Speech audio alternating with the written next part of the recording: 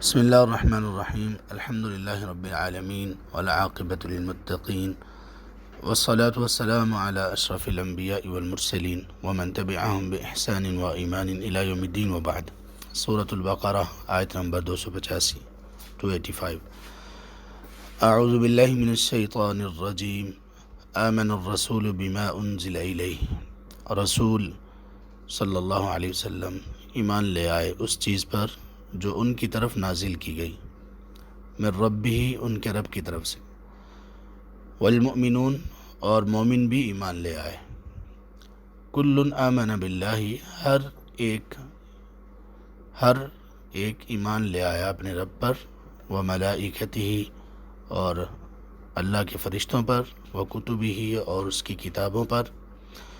ورسلہ، اور اس کے رسولوں پر، لا نفرق بین احد من رسلی، ہم نہیں فرق کرتے، یعنی مومنوں کا اور رسول کا یہ کہنا ہے، ہم نہیں فرق کرتے بین احد من رسلی، کسی بھی ایک کے درمیان رسولوں میں سے، وقالوا، اور انہوں نے کہا، سمعنا واطعنا، ہم نے سن لیا اور ہم نے بات مان لی، اطاعت کی، غفرانک، آپ کی معافی کے طلبگار ہیں، ربنا، اے ہمارے رب، وإلیک المصیر، اور آپ کی طرف ہی لوٹنا ہوگا۔ اس آیت کا پچھلی آیت سے تعلق یہ ہے کہ پچھلی آیت میں اللہ تعالیٰ نے جس چیز کا ذکر کیا کہ اللہ تعالیٰ کس طرح سے تم لوگوں کا محاسبہ کریں گے، جو باتیں تم ظاہر کرتے ہو وہ بھی، اور جو دل کی باتیں ہیں، سوچ، خیالات، ان پر بھی تمہاری پکڑ ہوگی۔ تو صحابہ رضی اللہ عنہم بہت ڈر گئے، جس طرح سے ہم نے اس سے پہلے مسند احمد کی ایک حدیث کا حوالہ دیا، وہ صحیح مسلم میں بھی تفصیل کے ساتھ موجود ہے، اور ان آیات کا وہ شان نزول ہے، ان آیات کا سبب نزول ہے کہ یہ آیات کیوں نازل ہوئیں۔ ابو ہریرہ رضی اللہ عنہ کہتے ہیں کہ نبی صلی اللہ علیہ وسلم نے فرمایا، جب یہ آیات نازل ہوئیں، للہ ما فی السماوات و ما فی الارض، اور اس میں جب یہ کہا گیا ان تبدوا ما فی انفسکم او تخفوہ یحاسبکم بہ اللہ، تو یہ بہت ہی گراں گزرا، یہ حکم بڑا ہی گراں گزرا صحابہ رضی اللہ عنہم پر، اللہ تعالیٰ کا یہ فرمان ان کو بہت سخت لگا، اور وہ اللہ کے رسول صلی اللہ علیہ وسلم کے پاس آئے، ثم برکوا علی الرکب، حدیث کے الفاظ یہ ہیں کہ پھر وہ اپنے گھٹنوں کے بل بیٹھ گئے، جیسے ہم تشہد میں بیٹھتے ہیں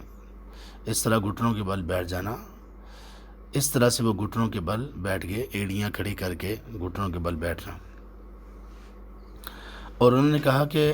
اے اللہ کے رسول، کلفنا من الاعمال ما نطیق، ہمیں ان اعمال کے بارے میں مکلف ٹھہرایا گیا جن کی ہم طاقت رکھتے ہیں،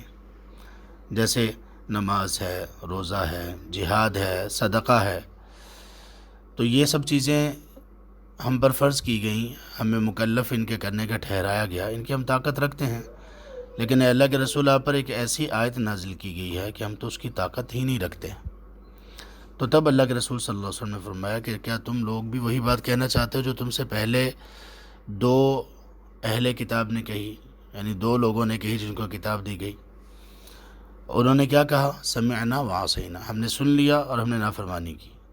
کیا تم بھی ایسے ہی کہنا چاہتے ہو؟ نہیں، ایسا نہیں، بلکہ تم لوگ کہو، سمعنا واطعنا غفرانک ربنا والیک المصیر۔ نبی صلی اللہ علیہ وسلم نے جب یہ ان کو نصیحت کی تو فوراً صحابہ رضی اللہ عنہ کی زبانیں اس بات کو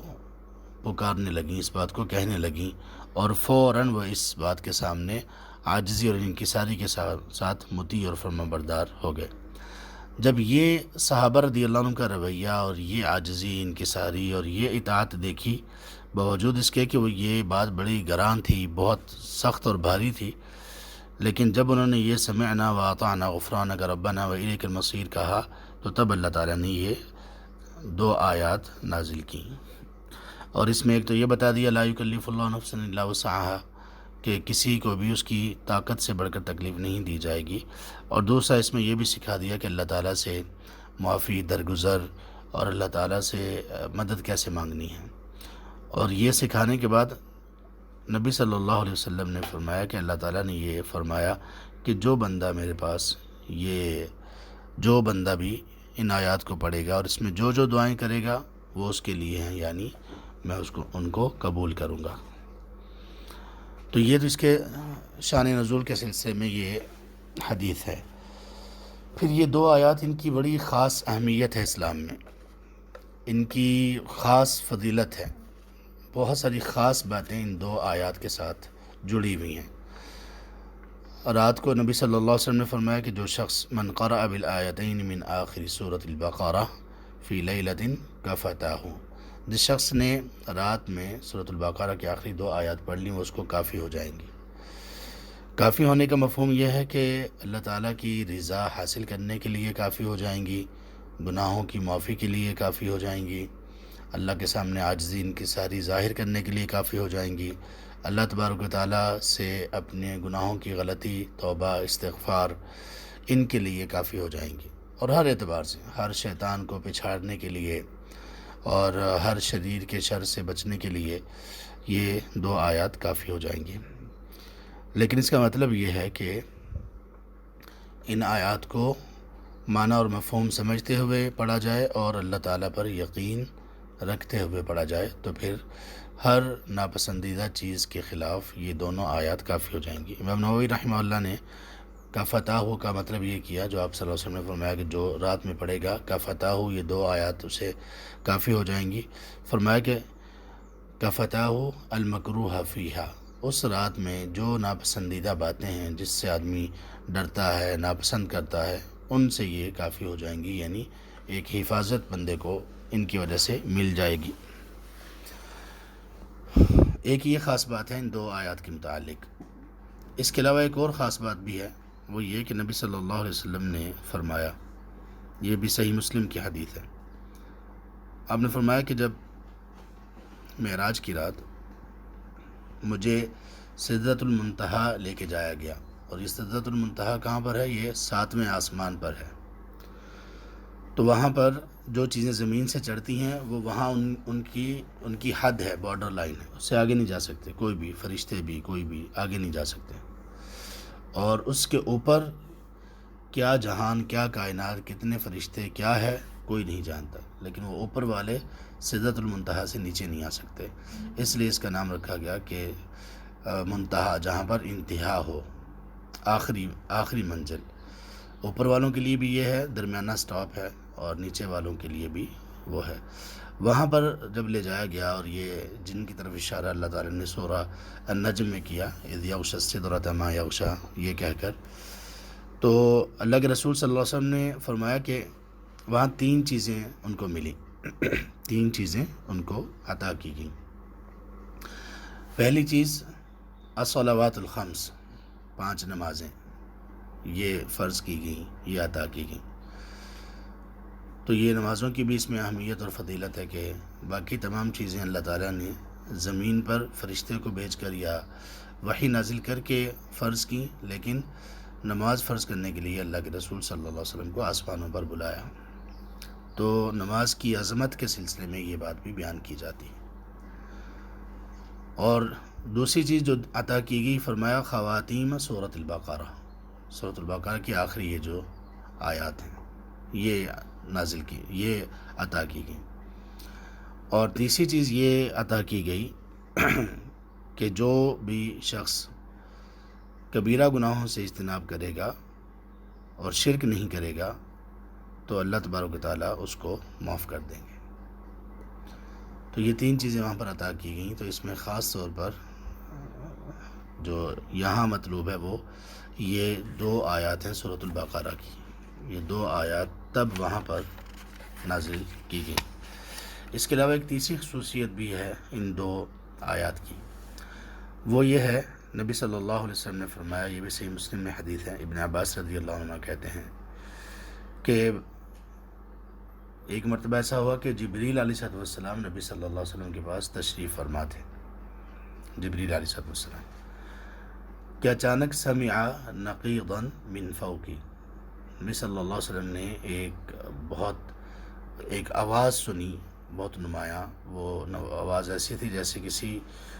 چیز کو، کسی دروازے کو کھولا گیا ہو، ایک بہت نمایاں اور بڑی سخت اور بہت ہی بڑی آواز وہ سنی۔ تو آپ نے اپنا سر اٹھایا اور جبریل علیہ السلام نے سر اپنا اٹھایا اور کہا ھذا باب من السماء فتح اليوم، یہ آسمانوں کا ایک ایسا دروازہ ہے جو آج ہی کھولا گیا، لم یفتح قط الا اليوم، آج سے پہلے یہ کبھی نہیں کھولا گیا تھا۔ یہ آسمانوں کا وہ دروازہ ہے جو صرف آج کھولا گیا۔ اس کا مطلب یہ ہوا کہ آسمانوں کے دروازے کئی ہیں اور کھلتے رہتے ہیں، فرشتوں کا آنا جانا لگا رہتا ہے، روحوں کا آنا جانا لگا رہتا ہے۔ جب بھی کوئی فوت ہوتا ہے، نیک روح فوت ہوتی ہے، تو وہ پہلے آسمان، دوسرے، تیسرے، چوتھے سب دروازے کھلتے ہیں اور اس کو 7ویں آسمان تک لے جایا جاتا ہے۔ تو فرشتوں کا بھی نازل ہونا، اوپر جانا، یہ بھی سب انہی دروازوں کے ذریعے سے ہوتا ہے۔ لیکن یہ دروازہ کبھی نہیں کھولا گیا تھا۔ فنزل منہ ملک، اس دروازے سے ایک فرشتہ نازل ہوا، اور جبریل نے کہا کہ ھذا ملک نزل الی الارض لم ینزل قط الا اليوم، یہ فرشتہ بھی ایسا ہے کہ آج سے پہلے کبھی بھی آسمانوں سے نہیں اترا، یہ آج پہلی مرتبہ آسمانوں سے یہ اتر رہا ہے۔ فسلم، تو اس فرشتے نے آ کر سلام کیا اور کہا ابشر بنورین اوتیتہما لم یؤتہما نبی قبلک، اے نبی صلی اللہ علیہ وسلم آپ خوش ہو جائیے، آپ کو خوشخبری ہے 2 نوروں کی، وہ 2 نور کہ آپ سے پہلے کسی بھی نبی کو وہ عطا نہیں کیے گئے۔ پہلا نور فاتحۃ الکتاب، سورۃ الفاتحہ ہے،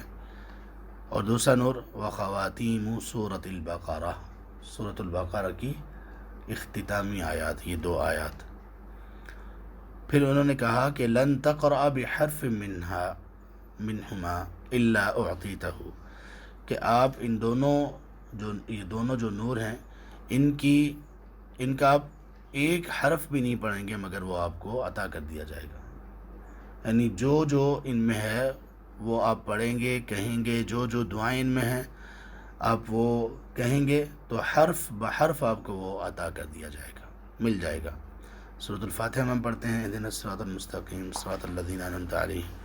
یہ عطا کر دیا جائے گا، اور اس میں جو ہم پڑھتے ہیں ربنا لا تؤاخذنا ان نسینا، آخر تک دعا، یہ بھی عطا کر دیا جائے گا۔ تو یہ بہت بڑی عظمت ہے اور بہت بڑا اللہ کا فضل ہے اس سلسلے میں کہ اللہ تعالیٰ نے یہ 2 آیات نازل کی۔ اور اس میں دیکھیے کہ صحابہ رضی اللہ عنہم کا ایمان اور صحابہ کی عاجزی اور ان کی اطاعت اور فرمانبرداری کا جو لیول تھا، جو مرتبہ تھا، جو مقام تھا، اس پر دیکھیے کہ اللہ تعالیٰ کس قدر خوش ہوئے۔ یہ 2 آیات تب نازل کی گئی، اور اس کے بعد پھر یہ پوری امت کے لیے، قیامت تک کے لیے یہی ایک عظیم خوشخبری سنا دی گئی کہ سب کے لیے یہی ہے، جو بھی اس کو پڑھے گا، کہے گا، تو حرف بحرف اس کو وہ ملے گا جو وہ پڑھ رہا ہے۔ سبحان اللہ۔ تو اس میں کیا کہا گیا؟ آمن الرسول، اللہ تعالیٰ نے پہلی آیت میں، یہ جو 2 آیات ہیں ان میں سے پہلی آیت میں اللہ تعالیٰ نے تعریف کی رسول کی اور ایمان والوں کی۔ تعریف کیسے کی؟ کہ جو ان پر نازل کیا گیا باوجود اس کے کہ ان پر بڑا گراں تھا، بہت سخت حکم تھا، کہ کس طرح سے دل کے خیالات بھی اگر اللہ نے مواخذہ کرنا شروع کر دیا تو ہم کیسے بچیں گے، لیکن اس کے باوجود رسول نے بھی کیا کہا کہ کہو سمعنا و اطعنا غفرانک ربنا و الیک المصیر، رسول نے بھی یہ کہا اور تمام صحابہ نے بھی یہ کہا۔ تو اللہ تعالیٰ نے ان کی تعریف کی، آمن الرسول بما انزل الیہ من ربہ والمؤمنون، رسول اور مومنوں نے تمام نے اس بات کو مان لیا جو اللہ کی طرف سے ان پر نازل کی گئی، یعنی پچھلی آیت۔ پھر اللہ تعالیٰ نے مزید ان کی تعریف یہ کی کہ ان میں سے ہر ایک رسول بھی اور تمام صحابہ وہ ایمان رکھتے ہیں اللہ پر، فرشتوں پر، کتابوں پر اور رسولوں پر، اور کیسا ایمان رکھتے ہیں جیسے ایمان کا حق ہے۔ رسولوں میں سے کسی میں فرق نہیں کرتے، یہ نہیں کہتے کہ ہم اس رسول کو مانتے ہیں اور اس کو نہیں مانتے۔ تو رسولوں کے درمیان فرق کرنا یہ کفر ہے۔ اور پھر انہوں نے کیا کہا؟ یہ ایمان لانے کے بعد، اپنا عمل پیش کرنے کے بعد، عاجزی ان کی ساری پیش کرنے کے بعد، مان لینے کے بعد، سمعنا و اطعنا، اے اللہ ہم نے سنا، ہم نے مان لیا، اور اے اللہ آپ کی بخشش اب چاہیے ہمیں کہ آپ کی طرف ہی لوٹ کر جانا ہے۔ تو اس آیت سے ہمیں بہت کچھ سیکھنے کو ملتا ہے۔ انشاءاللہ ہم اس پر آئندہ اپنے سبق میں یہ بات کریں گے کہ کیسے اللہ تعالیٰ نے اس آیت میں ارکان ایمان کو سمو دیا ہے. 6 کے 6 ارکان ایمان اس آیت میں موجود ہیں، اور مزید اس کی تفاصیل انشاءاللہ ہم سیکھیں گے. اللہ ہمیں علم نافع نصیب کریں، آمین یا رب العالمین. سبحانک اللہم و بحمدک، اشہد ان لا الہ الا انت، استغفرک و اتوب الیک.